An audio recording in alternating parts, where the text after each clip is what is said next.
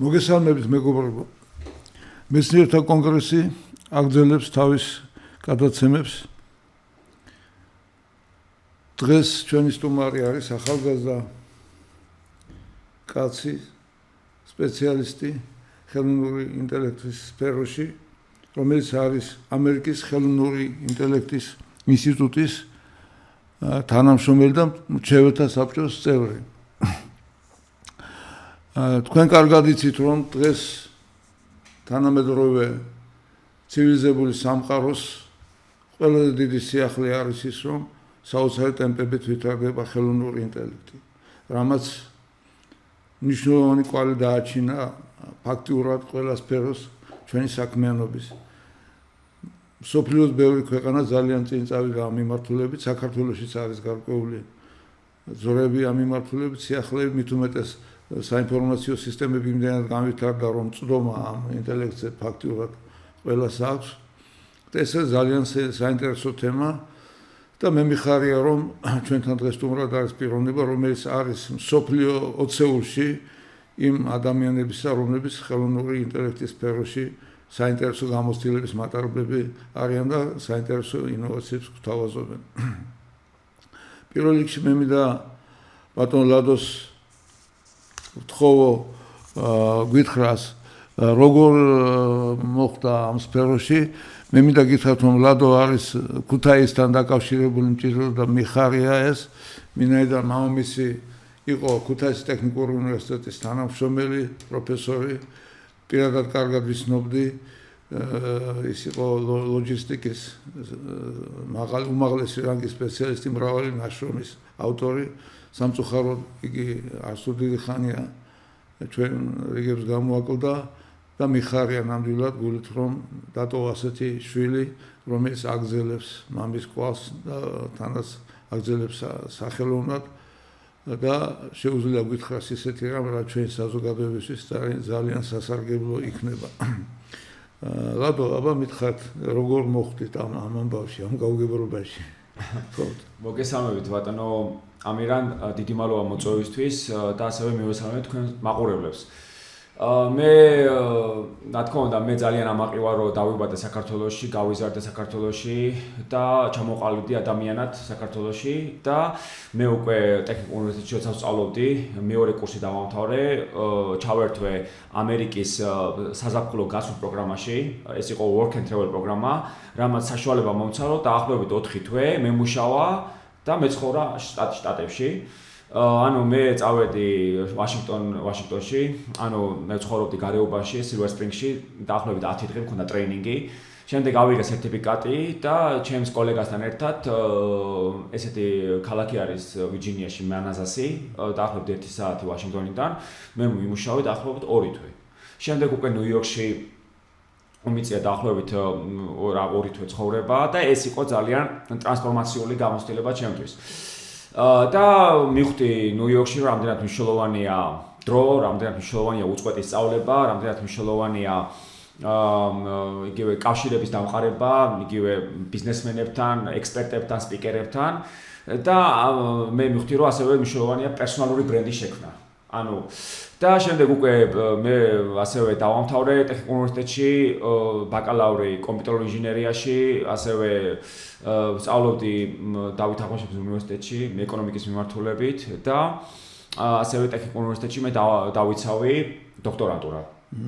და ასევე მე ვსწავლობდი ასევე 2009 წელს ლონდონში ბიზნეს ინგლისური სერტიფიკატო პროგრამაზე და ESM-ში 2008 წელს სასერტიფიკატო პროგრამაზე ბიზნესის ადმინისტრირებაში. და ანუ ეს ამან მომცა ძალიან კარგი ფუნდამენტი მომავალი წარმატებისთვის და მე ასევე მე ვთვლი, რომ ფორმალურმა განათლებამ შეიტანა 20%-იანი კონტრიბუცია ჩემს წარმატებაში და თვითგანვითარება, თვითგანათლება, უწყვეტი სწავლება იყო 80% და მე უკვე 2014 წელს დავესწარი დუბაიში კონფერენცია, სადაც ისინი საუბრობდნენ Dubai Internet City არის ესეთი ადგილი, სადაც ისინი საუბრობდნენ პერსონალურ ბრენდინგზე და სოციალური მედიის გამოყენებაზე პროფესიონალური ბიზნესისთვის.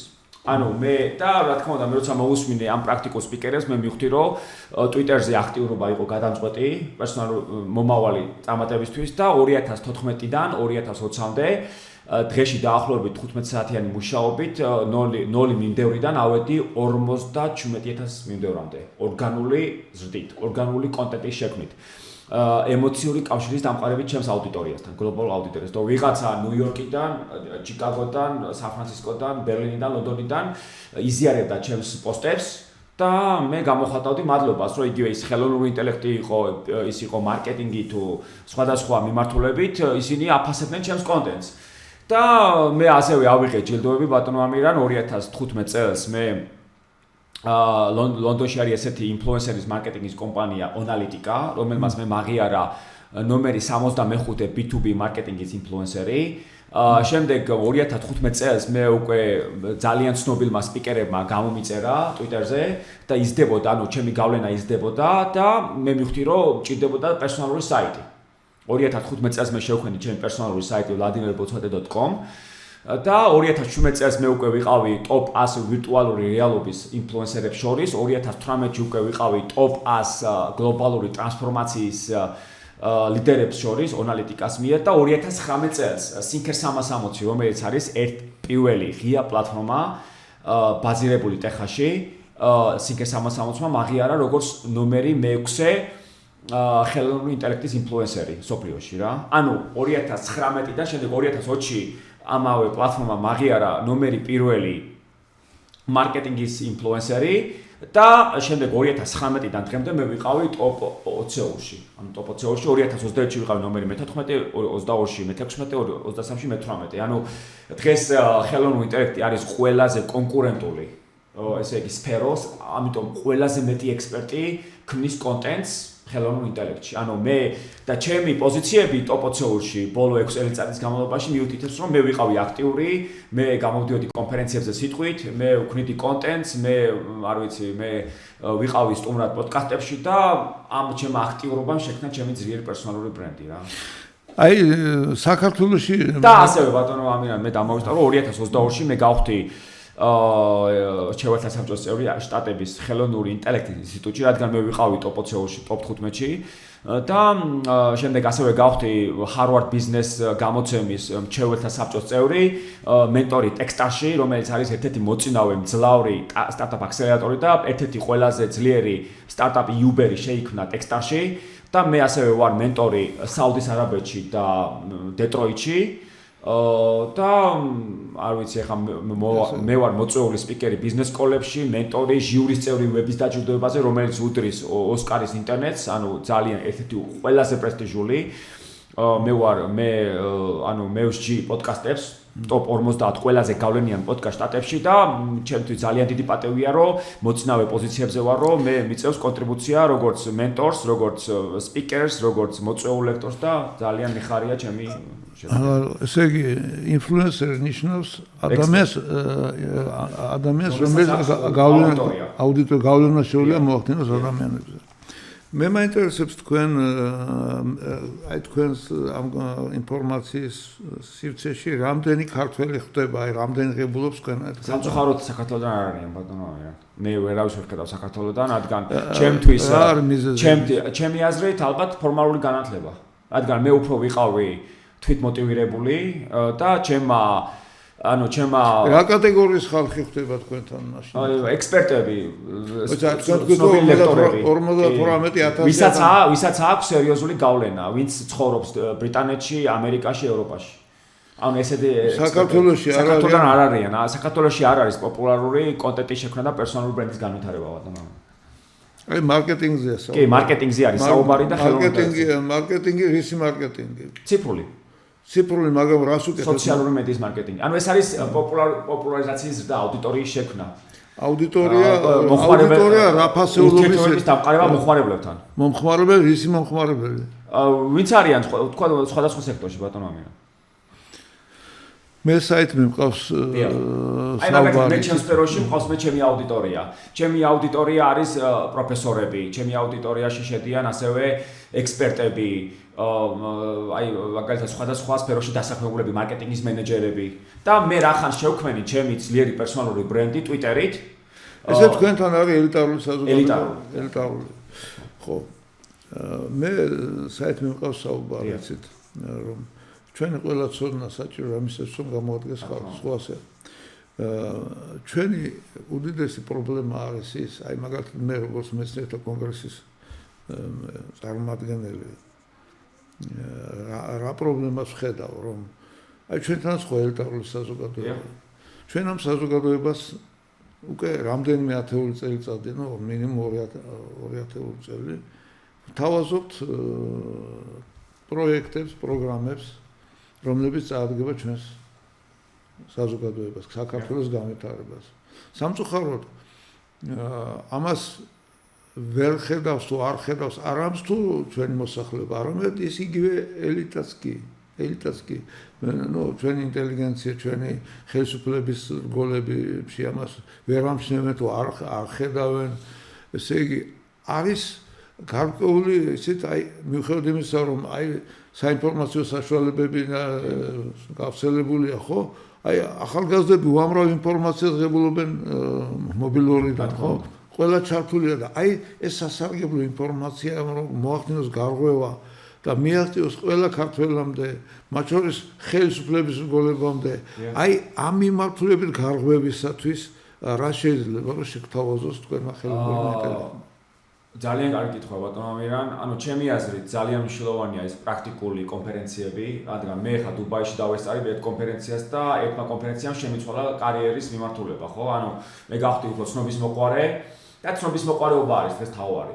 ეს კონფერენცია ფიზიკურად თუ ფიზიკურად ვიყავი, დიახ. მაგრამ ყველა სხვა მე ვიზახე მასიურად. კი, ანუ პრაქტიკული, რომლებიც საუბრობდნენ იმ არა მარტო თეორიებზე, არამედ პრაქტიკაზე. და ამაც მე დამეხმარა იგივე რომ დღეს ადვილია აუდიტორიის შექმნა, დღეს ადვილია გლობალურ აუდიტორიასთან კავშირის დამყარება, დღეს ადვილია მადლობის თქმა, რომ ვიღაცა სხვადასხვა მსოფლიოს სხვადასხვა ქალაქიდან იზიარებს თქვენს კონტენტს, ტვიტებს, პოსტებს და თქვენ შეგიძლიათ რომ იგივე მადლობა გადაუხადოთ იმ აუდიტორიას. და ამან შექმნა ჩემი ძლიერი კავშირები ბატონო. გასაგებია, მაგრამ თქვენთან ჩემი აზრით ეგ არის რომ ჩემი პერსონალური ბრენდინგი უნდა ისწავლებოდეს ბიზნეს სკოლებში და უნივერსიტეტებში და იგივე სტუდენტს უნდა შეეძლოს თავისი პროფილის შექმნა, ძლიერი პროფილის შექმნა, არა მარტო თქვა LinkedIn-ზე, რომელიც არის პროფესიონალური ქსელი, არამედ X-ზე, Twitter-ზე, Instagram-ზე, YouTube-ზე.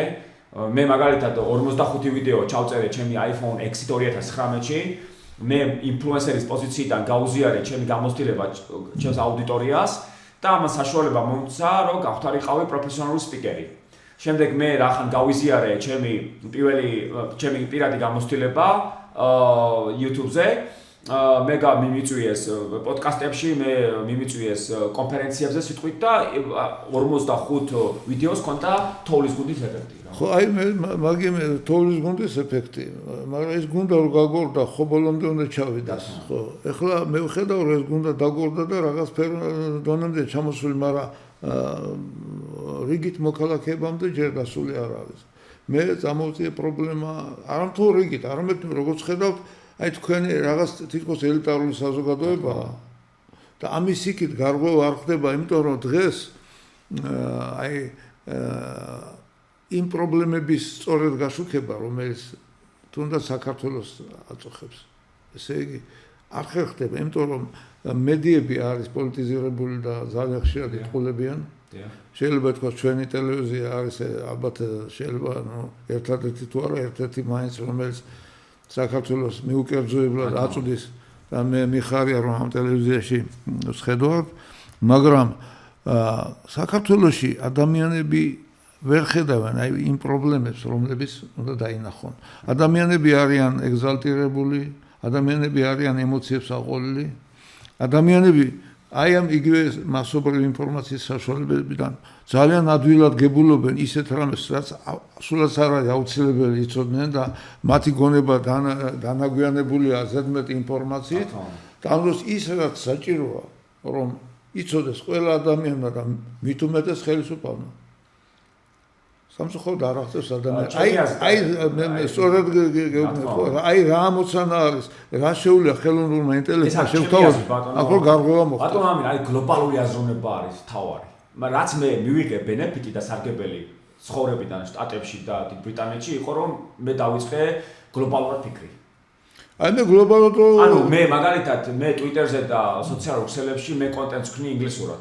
გასაგებია. ვამყარებ კავშირს ესე თქვენ გაქვთ ძალიან ძალიან მაღალი რანგის ამ დარგის, მაგრამ ახლა ეს თქვენი ცოდნა რომ მივიდეს იმ ამოცანის გადასაწყვეტად გამოვიყენოთ. დღეს მე ვთვლი რომ მარკეტინგი ეს არის ამბის გადმოცემა. ამბის გადმოცემა. აი ხო და აი საქართველოში რა ამბავი აი ჩვენც უნდა გამოვცეთ ის ამბები რა. აი თქვენ ხართ პროფესიონალი ამ სფეროში, ხო? ამ დროს საქართველოს აქვს აი ესეთი პრობლემა, რომ საქართველოს ვერ ხედავს თავარ პრობლემას. ამოიდგინეთ, ჩვენ ვართ სტრიმინგ ეკონომიკაში. დღეს უკვე 1 მილიარდზე მეტ მოხმარებას აქვს ad blocker-ი. ანუ ბლოკავენ რეკლამებს მობილურში. 1 მილიარდზე მეტი. ანუ დღეს დაახლოებით 50 მილიარდ დოლარზე მეტი იფლანგება რეკლამაში. ანუ არავის ჯერა არავინ უყურებს და არავის ჯერა აი ამ რეკლამების ბატონო ამირა. ეს არის დღეს გამოიდგინეთ. ანუ ჩვენ ამას ამერიკაში უწოდეთ ad free experiences. ad free ანუ პლატფორმებს რომლებიც არის რეკლამის გარეშე. აი მაგალითად Netflix-ი, Spotify, Amazon Plus-ი, Disney Plus-ი და სხვა პოდკასტები და ასევე დაპყრობილი აუდიო წიგნები. ანუ მოხმარებლები უფრო მეც იხდიან რომ არ მოიხმარონ რეკლამები, წარმოიდგინეთ. იგივე თქვენ თუ სარგებლობთ YouTube-ით, იქ გამოჩნდება 5-წამიანი რეკლამა, ხო? ანუ თქვენ ბლოკავთ იმ 5-წამიან ვიდეოს, რადგან რეკლამა იპარავს ჩვენს დროს. აი პრობლემებამდე მივედით. ახლა მე დიდი გამოცდილება არ მაქვს ამ ხელოვნური ინტელექტით სარგებლობის. მე დაახლოებით ერთი თვის წინ ვიყავი ერთ-ერთ სკოლაში. მუხიანის სკოლაში ქუთაისში. მოაწყეს იქ სასკოლო ვიქტორინა, სადაც ბავშვებს კითხვებს უსვამდა ხელოვნური ინტელექტი. ესე იგი ეს იყო ეკოლოგიის სფეროში. და ესე იგი რაღაც სახელმძღვანელოებს იღებენ შეყავთ ელექტრონულ მონაცემთა ბაზაში და თვითონ ეს იმ ხელოვნური ინტელექტი სვავს შეკითხვებს და თვითონ იცის სწორი პასუხი. სწორი პასუხი და ბავშვებს აძლევდა ეს ხელოვნური ინტელექტი შეკითხვებს და სწორი პასუხიც გამზადებოდა ვინც შეჯიბრება იყო, მაგრამ რა არის ისიც აი რა გამოჩნდა რომ ხელოვნური ინტელექტი თვითონ აკეთებს დასკვნებს და სწორად აზროვნებს და ესე იგი მას შეუძლია რომ რაღაცა პრობლემები გადაწყვეტოს. ხო, აქედან გამომდინარე მე ვსვამ ასე შეკითხვას. აი თქვენ თვითონ თქვით რომ იბლოკება რაღაცა მეების მიერ საინფორმაციო სისტემების მიერ რა ეს თქვენი ინტელექტი და ფაქტობრივად ჯერჯერობით ელიტარულ სივრცეშია მოხვედრილი. მე ვსვამ ასე შეკითხვას რომ ჩვენ ქვეყანას რო გამოადგენს თქვენი ცოდნა, იგივე საზოგადოების ცოდნა, რომელიც თქვენ ტრიალებთ. ხომ შეიძლება რომ ამ ინტელექტმა გარღვევა მოახდინოს და მიუხედავად იმისა რომ იბლოკება რაღაცები, ხო? ისეთი გარღვევა მოხდეს ამ საინფორმაციო სივრცეში, რომ ყველა ადამიანამდე დავიდეს სიმართლე. აი ეს მინდა ანუ წარმოიდგინეთ ხო, ვიღაცამ იყიდა 5000 ცხენი წინა დღით სანამ ჰენრი ფორდმა შექმნა მანქანა. იმ ადამიანმა წააგო. რადგან ის ადამიანი ფიქრობდა რომ ცხენები არასდროს შეიცვლებოდნენ მანქანებით. კი ბატონო. დაახლოებით აი იგივე შეცდომას უშვებს სოფლიო დღესაც. რომ მათ აქვს ფოკუსი ტრადიციულ მარკეტინგულ არხებზე და ისინი ივიწყებენ სოციალურ მედიას, რაც არის დღეს გადამწყვეტი ამ ეპოქაში. ესენი დამარცხდებიან. ანუ დღეს თქვენ თუ გსურდათ ცდომა გლობალურ აუდიტორიასთან 30 წლის უკან თქვენ უნდა დაგეკირავებინათ მედია კომპანია, რომ გქონოდათ ცდომა. დღეს უკვე 8.1 მილიარდი ადამიანი ცხოვრობს, 5.8 მილიარდი მობილურის მოხმარებელია, 5.6 მილიარდი ინტერნეტის მოხმარებელი და 5.2 მილიარდი სოციალური მედიის მოხმარებელი. თქვენ თუ კონტენტს გქნით სოციალურ მედიაში, თქვენ ცდომა გაქვთ მილიარდობით აუდიტორიასთან. და ეს არის ალბათ მარკეტინგის ისტორიაში ყველაზე ადვილი დრო, ყველაზე მაგარი დრო, რომ იყოს წარმატებული, შექმნა თქვენი სტარტაპი, განავითაროთ თქვენი პერსონალური ბრენდი, დაამყაროთ კავშირი გლობალურ აუდიტორიასთან, მოხმარებლებთან, ხო? ანუ ეს არის დღეს მე ვხედავ ამერიკის შეერთებულ შტატებში, რომ ვიღაცამ დაიწყო როგორც ბლოგერმა და შექმნა $1 მილიარდიანი კოსმეტიკური ბრენდი. ანუ დღეს იგივე თქვენ გეცოდინებათ მოტოციკლეთის ბრენდი Harley Davidson. ანუ ამ მოტოციკლეტს აქვს community 700,000-ზე მეტი ადამიანი მოტოციკლეტის ფლობელი მიდის სტარჯიში, სამხრეთ დაკოტაში, სადაც ისინი ესწრებიან ფესტივალს. და რა არის ჰარლეი დავიდსონის მისია, რომ დაეხმარონ მოხმარებლებს ოცნებების მიღწევაში მოტოციკლეტის ცხოვრების სტილით. ანუ ეს არის, ანუ ის იმ community სადაც მოხმარებლები ერთმანეთს უმეგობრდებიან. ეს ქმნის ძლიერ ბრენდს, ბატონო ამია. აი ახლა ისევ ამ პრობლემას უტრიალებთ, ესე იგი, უყურეთ.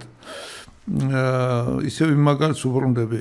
ხელოვნურმა ინტელექტმა შექმნა შეკითხვები და იცის სწორი პასუხი.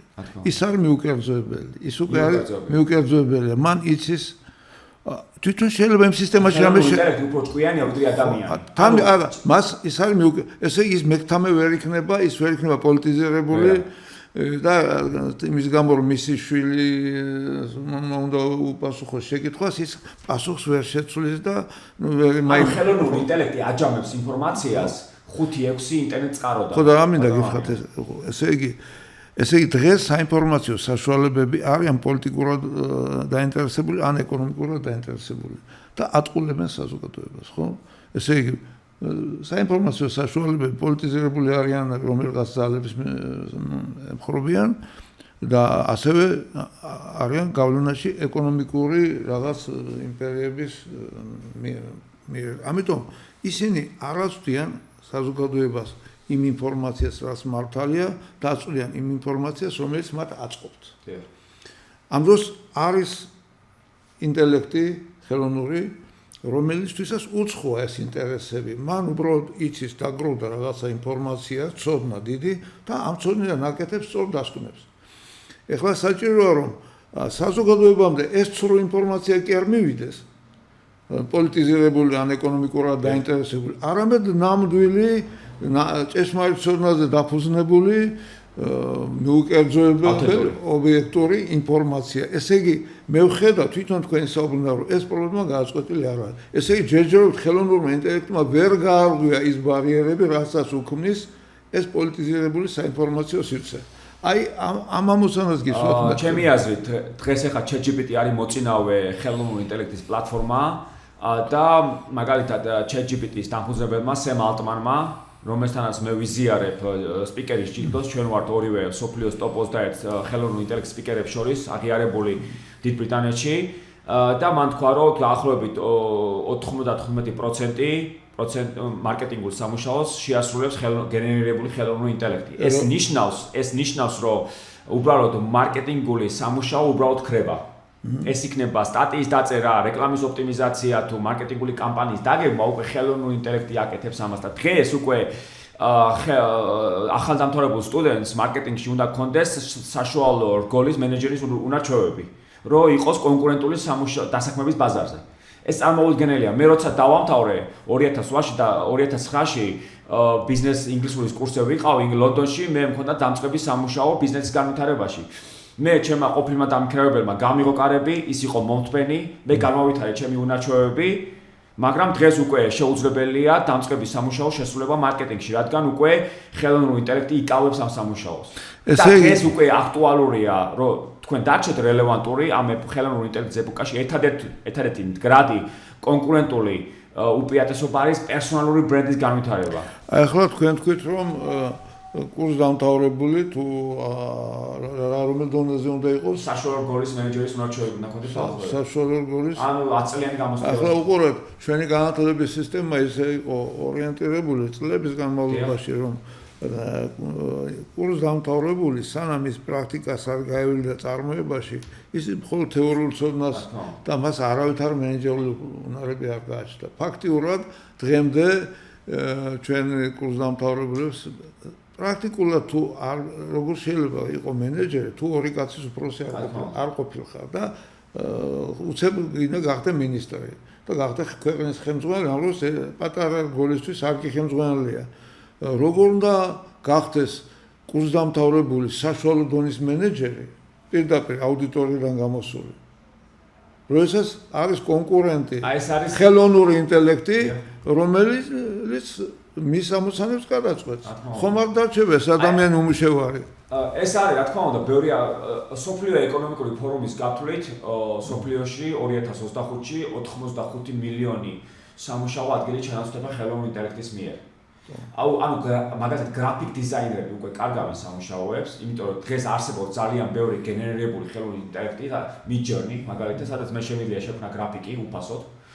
და ძალიან ბევრი ასევე უკვე ძალიან ბევრი გადადის Google-დან Perplexity-ში, რომელიც არის საძიებო, ბაზირებული ხელოვნურ ინტელექტზე, რომელიც გაძლევ თქვენ წყაროს 5-6 საიტიდან ინფორმაციას გაწოდებთ. და მე ხა თუ Google-აw რამეს, მე უნდა გადავიდე გვერდებზე, მაგრამ Perplexity მე მაძლევს ინფორმაციას 5-6 საიტიდან და მე უკვე დროს ზოგავ. ესე იგი გამოდის რომ სამუშაოს შოვნა გაჭირდება. ძალიან და ესე იგი მოდის ისეთი ეპოქა, როდესაც სამყაროს მართავს ადამიანთა გარკვეული ჯგუფი და პლუს ხელოვნური ინტელექტი. სამყაროს ტვინი გახდება. ეს არის ელექტროენერგია 21 საუკუნის ბატონო. ხო და ესე დანარჩენი ადამიანები უკვე აღარ აზროვნებენ, ვეღარაფერს არ ქმნიან და ერთადერთი გახდებიან თქვენ დარჩეთ მოთხოვნადი. აი ამ ეპოქაში არის აქტიურობა დაახლოებით 5-6 სოციალურ მედიის ქსელში, თქვენი პერსონალური ბრენდის განვითარება, თქვენი პირადი საიტის განვითარება, რადგან მაგალითად დღეს შეგიძლიათ ადვილად შექმნათ თქვენი პირადი საიტი Mixo.io-ს დახმარებით 3 წუთში კოდირების გარეშე და ძალიან ბევრი ხელსაწყოები არსებობს ბატონო ამირან, რომ თქვენ გაგიადვილოთ ეს გზა წარმატებისკენ რა. ამიტომ ყველა უნდა იყოს ორიენტირებული ქმედებაზე და ასევე ის ცნობის მოყვარეობა, ის უწყვეტი სწავლება რომ დღეს YouTube გახდა ნებისმიერი ადამიანის უნივერსიტეტი და უკვე ინფორმაციის წვდომა უკვე ხელის გულზე გაქვთ და ყველა ადამიანი უნდა იყოს ცნობის მოყვარე, რომ ცნობის მოყვარე ინფორმაციის მომხმარებელი. მაგრამ აი ზუსტად აქ მივედით ჩვენ რომ ადამიანი ინფორმაციის მომხმარებელი. მაგრამ ადამიანი რომელიც არის ინფორმაციის შემქმნელი ანუ მე მაგალითად ჩემ შეხედულებას ვაწოდებ სოფლიოს. მე არ ჩანაცვლები ხელოვნური ინტელექტი. მე თუ ინფორმაციას ვაწოდებ, თქვენ ხართ ტოპოთში. კი, მე ტოპოთში. დანარჩენ სამყარო რა გქონდა. თუ პროფესიონალი აწოდებს სოფლიოს შეხედულებებს, ისინი არ ჩანაცვლებიან, მაგრამ თუ ისინი აწოდებენ ინფორმაციას, ისინი ჩანაცვლებიან, ბატონო. მე საუბარი მიმყავს, მე რა თქმა უნდა ესეთი ტენდენცია, რომელსაც წინ ვერავინ აღუდგება და ეს ცხოვრებას მოაქვს. მე არ ვფიქრობ რომ მაგრამ მე მინდა ვიცოდე საერთმეტეს სამყარო და ჩვენმა საზოგადოებას ავტომატიზირებისკენ მიდის ბატონო ამირან, ბევრი სამუშაო და ასევე ბევრი სამუშაო შეიქმნება ასე როგორი სამყარო მოდის მე ესე ვხედავ რომ დღეს ახალგაზრდებს ეწყობათ რომ აი მე უკვე არაა ფიქრი საჭირო ჩემს ნაცვლად ხელოვნური ინტელექტი ფიქრობს მე დამისვეს შეკითხვა შეიძლება გამოსაც ვაბარებ ხო უცებ ნახულობ პასუხს აქვე შეიძლება ნებისმიერ სიტუაციაზე პასუხი ვნახო. მას ტვინი რაღაცა გავანწრევ. აი მეუბნევ ასე მარჯვნივწადი, მახსნივწადი, ეხლა ასე უპასუხე, ამას არ უპასუხო, იმას ესროლე, ამას მოეფერე. ნუ ფაქტურად ესე რა გამოდის რომ მე აღარ უნდა ვიაზროვნო, ესე გამოდის რომ ახალგაზრდამ უნდა უბრალოდ იცოდეს ეს ინფორმაცია როგორ მიიღოს, არა ინფორმაციის მიღების ზღვა არის. ოკეანეა ინფორმაციის და ფიქრისთვის დრო აღარ რჩება და აღარ გეუბნებიან არცაა საჭირო ფიქრიო. ნაფიქრალია ანუ ხელოვნური ინტელექტი გახდა ფიქრის პარტნიორია ესე გამოდის. ფიქრის პარტნიორი და თანაც ერთ ამ ინტელექტს შეუძლია მილიარდი 7 მილიარდის ნაცვლად იფიქროს. ერთდროულად ის არ იღლება თუ კი ლექტორმა მაგალითად 10 კაციან ჯგუფში ჯერ იქნა ჩაატაროს ლექცია, ასწავლოს, მე კიდე შევიდეს და ამას ვერ ეყოფა. ამ დროს ეს ერთი სისტემა შეიძლება მთელ მსოფლიოს ერთდროულად მოემსახუროს. წარმოიდგინეთ ბატონო ამირან, ანუ ChatGPT 5-ის IQ არის 180 Elon Musk-ის IQ არის დაახლოებით 155-დან 170-მდე და ალბერტ აინშტაინის IQ იყო დაახლოებით 155-დან 170-მდე. წარმოიდგინეთ თქვენ გაქვთ ჯიბეში ChatGPT, ხელოვნური ინტელექტი, რომელიც უფრო ჭკვიანია ვიდრე ეს გიგანტი ბიზნესმენები რა. ანუ დღეს ჩემი აზრით ძალიან მნიშვნელოვანია ხელსაწყოების ეფექტური გამოყენება. ხო, გასაგებია. ხო ესე იგი ძალიან საინტერესო და ძალიან ეს ისეთი მიმართულებაა, რომელიც დიდკვას დააჩენს ჩვენ საზოგადოების სოფლიოს განვითარებას. მე უბრალოდ ხედავ რომ რა თქმა უნდა ამას ვერ გავექცევით, ეს მომავალია მაგრამ ჩვენ უნდა შევძლოთ ამ სისტემასთან ცხოვრება და რა მოგველის უნდა ვიცოდეთ. მე ჯერჯერობით ვხედავ რომ ჩვენი საზოგადოება ვერც თვითონ ფიქრობს და ვერც ხელოვნური ინტელექტი ვერ ეუბნება როგორ მოიქცეს. ჩვენი საზოგადოება არის სამწუხარო ემოციებს აყოლილი, გახლეჩილი, დაპირისპირებული. ის არც მეცნიერთა კონგრესს უსმენს მაინც და მაინც, არც საკუთარ გონებას არ ავითარებს, იმიტომ იმდენად აყოლილია ემოციებს, რომ არც უნდა იფიქროს და მით უმეტეს ხელოვნური ინტელექტის წვდომაც არა აქვს, რომ სწორი დასკვნები გააკეთოს იმ სიტუაციიდან გამომდინარე, რა სიტუაციაში ჩვენ ვიმყოფებით. აი მე ჯერჯერობით ამას ვხედავ. რა თქმა უნდა, ეს შეიცვლება, ეს დროებითი მოვლენაა, ესაც ახალი მოვლენაა, რა თქმა უნდა, რასაც თქვენ ამბობთ და ეს გაბატონდება უსათოდ, მაგრამ აი ეს გარდამავალი ეტაპი როგორ გავიაროთ ჩვენ, რომ ჩვენ სწორი აზროვნება დავიწყოთ. მე მგონი ჯერ ეს გადაწყვეტილია. ერთი ძალიან კარგი ფრაზა აქვს ალბერტ აინშტაინს, რომელმაც თქვა, რომ ლოგიკა მიგიყვანთ A-დან B-მდე, მაგრამ ცნობის მოყვარეობა მიგიყვანთ ყველგან. ფანტაზია, ცნობის მოყვარეობა. ანუ ჩემი აზრით, ცნობის მოყვარეობა, ფანტაზია, წარმოსახვა. ის უწყვეტი სწავლება, ის მოტივაცია, თვითმოტივაცია და ჩვენ რო შევხედოთ ბატონო ამირან, ეხა რა არის აი უნარჩვევები, ტოპ უნარჩვევები სოფლიო ეკონომიკური ფორუმის მიხედვით, ეს არის ანალიტიკური აზროვნება, კრეატიული აზროვნება, სისწრაფე, მოქნილობა, თვითმოტივაცია, უწყვეტი სწავლება, შემდეგ ცნობის მოყვარეობა, სოციალური გავლენა, აქტიური მოსმენა. ანუ დღეს ჩვენ უნდა ვიყოთ აქტიურ მოსმენაში. რომ ჩვენ ვიყოთ ცნობის მოყვარეები, ჩვენ დავიწყოთ სხვა ადამიანების მოსმენა, რომლებიც არიან უფრო ჭკვიანები ვიდრე ჩვენ, მაგრამ მე წავედი 18 წელს შტატებში და მე ყოველთვის უსმენდი სხვა ადამიანებს, მე ვიყავი მოსმენის ბიზნესში. მე სანამ ეხა გამოვალ სოფლიო კონფერენციებზე და მისმენს აუდიტორია, მე ვარ მოსმენის ბიზნესში. ის ტვიტერი იქნება თუ ის ფიზიკური აღონისება იქნება, მე უსმენ აქტიურად ჩემს მოხმარებელს და მე მაქვს ინტერაქცია და ეს მეხმარება ზუსტად განვითარებაში. ხო, აი მოსმენა არის ერთი. დიახ. ფიქრი არის მეორე. ადამიანი რომელიც ისმენს რაღაც პერიოდში უნდა გადაერთოს ფიქრზე. მაგრამ მე თუ მოვისმინე რაღაცა ისეთი ვინმესგან, ვინც აინშტაინზე უფრო ჭკვიანია.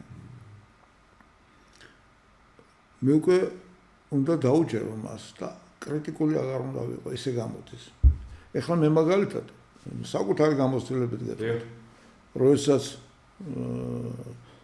დისერტაციას ვაკეთებდი აეროდინამიკაში, ხო?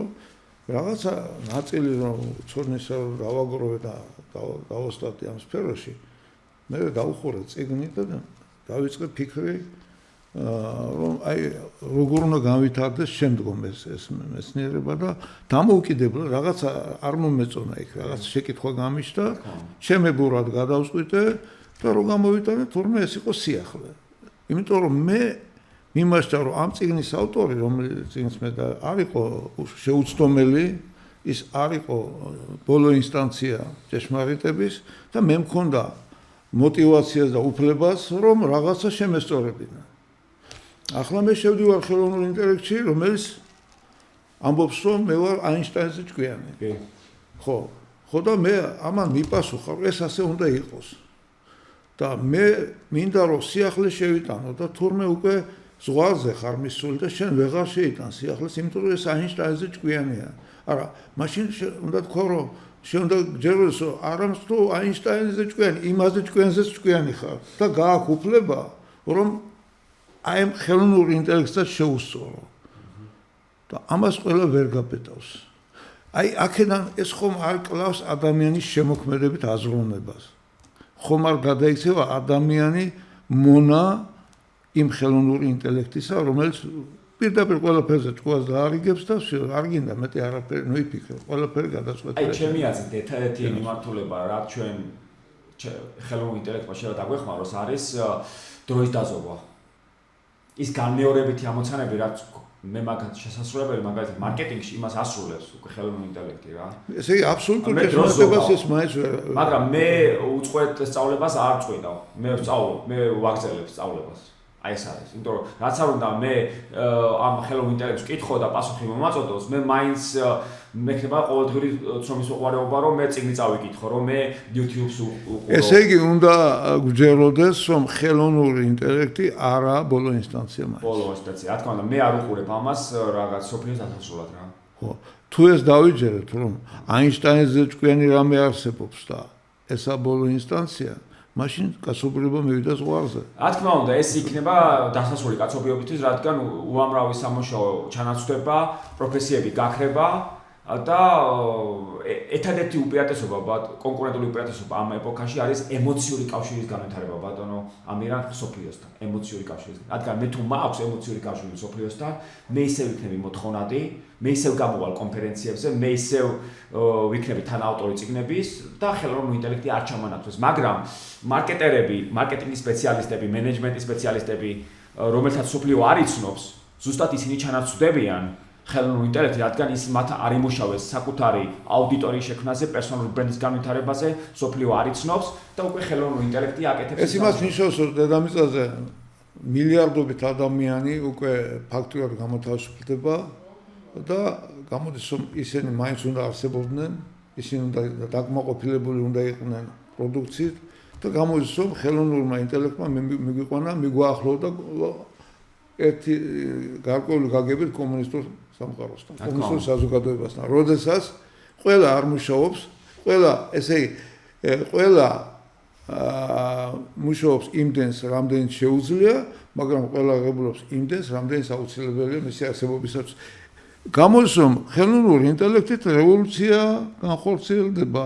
ის ჩანაფიქრი, რაც მარქსმა და ენგელსმა შეთავაზა სამყაროში. მე ვფიქრობ, რომ ოპტიმისტი ადამიანები ქმნიან უფრო ნათელ მომავალს. მე ვფიქრობ, რომ ჩვენ უნდა დავინახოთ ჭიქა, ნახევრად სავსე, ვიდრე ნახევრად ცარი. ხო, გასაგებია. აი ეს არის, რომ ოპტიმიზმით სავსე უნდა ვიყოთ და იმედიანად უნდა ვიყოთ, რომ ჩვენ გამოვიყენოთ ეს ხელოვნური ინტელექტი იგივე ჩვენი ბიზნესის შესაქმნელად, რომ უკეთესი გადაწყვეტილებები მივიღოთ, დავზოგოთ ხარჯები და მივიღოთ ისარგებელი, რაც შეიძლება მივიღოთ ამ სოციალურ ქსელებიდან. ისე როგორც სოციალური მედიიდან, რადგან ოპტიმისტი უნდა ვიყოთ, მაგრამ მოდი ადამიანებს უყურებ, ოპტიმიზმის ხასიათი მაინც და მაინც არ გექნება როგორ იქცევენ თავის სამშობლოსაც კი როგორ ექცევენ ადამიანები. ეხლა ასე ჩნდება საკითხი. დადგება ისეთი დრო, როდესაც ძალიან ბევრი ადამიანს ხელოვნური ინტელექტი გამოათავისუფლებს. ასეთ შემთხვევაში ის ადამიანები, რომლებიც დასაქმებული არიან და ფლობენ ამ ძირითად რესურსს, რომელიც ქმნის დოვლათს, ეყოფათ ის ზნეობრივი სიმაღლე, რომ ის ადამიანები, რომლებიც ვერ მოხდნენ, აი დაწუნებული აღმოჩნდნენ იმის გამო, რომ ხელოვნურმა ინტელექტმა ისინი გამოდევნა, რომ მათი ცხოვრების დონე უზრუნველყონ, ისე რომ ისინი არ დაიღუპონ. აი ამ ამოცანამდე მივდივართ უკვე, მე მგონი. ამ ამოცანამდე და ეს უკვე ნიშნავს როგორ აზროვნებას, იცი რომ მე რა რომ მე ძლიერი ვარ და არ მოხდი უმუშევართა შორის და ხელოვნურმა ინტელექტმა არ დამშაგრა, აი ბევრი რომ დარჩა გვერდზე დაუსაქმებელი, ისინი უნდა უზრუნველყო ცხოვრების აუცილებელი პირობებით. ეს არის მეტი კერაფერი, ანუ ზუსტად, აი ჩემი აზრით ზრუნვა არის პრაქტიკული შეხედულებების გაზიარება აუდიტორიასთან. ჩემი აზრით ზრუნვა ეს არის. რადგან მე ვიზიარებდი იგივე პრაქტიკულ შეხედულებებს ჩემს აუდიტორიასთან Twitter-ზე იყო კონფერენციაზე თუ აუდიტორიებში, ბიზნეს სკოლებში და ჩემი აზრით დღეს ნებისმიერ ადამიანს აქვს არნახული შანსი წარმატების და ყველა ადამიანი უნდა იყოს ცნობის მოყვარე, ორიენტირებული ქმედებაზე. უფრო მეტ კონფერენციებს დაესწრონ ევროპაში, მეზობელ ქვეყნებში და დღეს შეუძლებელი არაფერი არ არის რა. ანუ მე თუ შევძელი, სხვა ადამიანი შეძლებს. და დღეს თავარია ვიფიქროთ გრძელვადიანში და არა მარტო მოკლევადიანში და საშუალოვადიანში, გრძელვადიანში. ანუ მე შევქმნი, მე დავზოგე, რომ საიტი შევქმნა 2015-ში და ეს ნამდვილად იაფი არ დამიჯდა ეს საიტი შექმნა, მაგრამ მოვიკელი, მე არტადეგებზე არ წავედი, მე რაღაცა არ ვიყიდე, მე მოვიკელი, მე დავზოგე, რომ შევქმნა ჩემი მომავლისთვის, გრძელვადიანი მომავლისთვის, რომ დღეს შტატებში ვარ ინსტიტუტში, იქ ოცეულში ვარ, ხო? ანუ ეს წარმატება ადვილად არ მოსულა, მაგრამ ჩემი გრძელვადიანი აზროვნებით მე ამან საშუალება მომცა, რომ შემექმნა ის ფუნდამენტი, რაზეც მე ავაშენე მაღალი შენობა. გასაგებია, რა თქმა უნდა. აი რა სიტყვით თვითონ უმაღლეს განათლების რეფორმასთან დაკავშირებით, აი განათლების სფეროში რა უნდა დაინერგოს თქვენი აზრით, რომ ეს შევძლოთ აი ახალ იმას. ბატონო ამირან, ჩემი აზრით საქართველოში არის შემოსაყვანი, წამყვანი დასავლური საკომუნიკაციო ბრენდები. ეს იქნება ტრენინგის ბრენდები, ეს იქნება საკონფერენციო ბრენდები, ეს იქნება ევროპული თუ ამერიკული კვლევითი ცენტრები, მაგალითად ყატარში არის ძალიან ბევრი ამერიკული კვლევითი ცენტრი. იმიტომ რომ უკვე მოცინავე არის ყატარი ამ რეგიონში და ძალიან მნიშვნელოვანია ის თანამშრომლობის დამყარება, პარტნიორობის დამყარება ამერიკულ ბიზნეს სკოლებთან, ევროპულ ბიზნეს სკოლებთან, რადგან ჩემი აზრით საქართველოს მომავალი გადის ევროპაზე დაახლოებაზე რა. ანუ ჩემი აზრით, ანუ ჩვენ უნდა დაუახლოვდეთ აი ამ ევროპას, დასავლეთს და თუ გვიწოდებენ დახმარების ხერხს ჩვენ უნდა გამოვიყენოთ რომ ურთიერთპატივისცემი ჩვენ უფრო წარმატებული გავხადოთ ჩვენი ქვეყანა. გვიწოდებენ დახმარების ხერხს? ანუ თუ გვიწოდებენ უნდა გამოვიყენოთ, ჩვენც უნდა გავუწოდოთ რომ პარტნიორობა და თანამშრომლობით შევქმნათ უფრო ძლიერი საქართველო. რა თქმა უნდა, ეს ასეა, მაგრამ დღევანდელ ვითარებაში მე როგორც ვატყობ, არავინ ტყუილად დახმარების ხერხს არ გვიწვის, არავინ აბსოლუტურად. ეგება ხელოვნურმა ინტელექტმა გამოგვიწოდოს დახმარების ხერხს. ნამდვილად ხელოვნურ ინტელექტს არ აინტერესებს ვინ არის, ვინ საიდან არის. ვინა ქართველი, ვინა ხო, ანუ ყველას აქვს თანაბარი შანსი ბატონო. ხო, ამ მხრივ არის ძალიან კარგი. ესა როგორც სოციალურ მედიას თქვენ თუ იქნებით აქტიური თქვა სოციალურ მედიის ქსელებში, თქვენ განავითარებთ თქვენ ბიზნესს, თქვენ შექმნით თქვენ პერსონალურ ბრენდს, თქვენ გექნებათ ინტერაქცია აუდიტორიასთან, გლობალურ აუდიტორიასთან. ეს შესაძლებლობა დღეს რაც ქმნის $1 მილიარდიან შესაძლებლობებს არ არსებობდა 30 წელს უკან ბატონო. არც Facebook-ი, არც არ ვიცი ეს პლატფორმები, რასაც ჩვენ ვიყენებთ და ყოველდღიური ინტერაქცია გვაქვს. ესე იგი ხელოვნური ინტელექტი არის ძალიან კარგი მოჩეველი. დიახ. რომ მიიღოს ორი გადაწყვეტილება, მაგრამ სამწუხაროდ ხელოვნური ინტელექტს არ შეუძლია რომ მიიღოს გადაწყვეტილება პიროვნების ნაცვლად.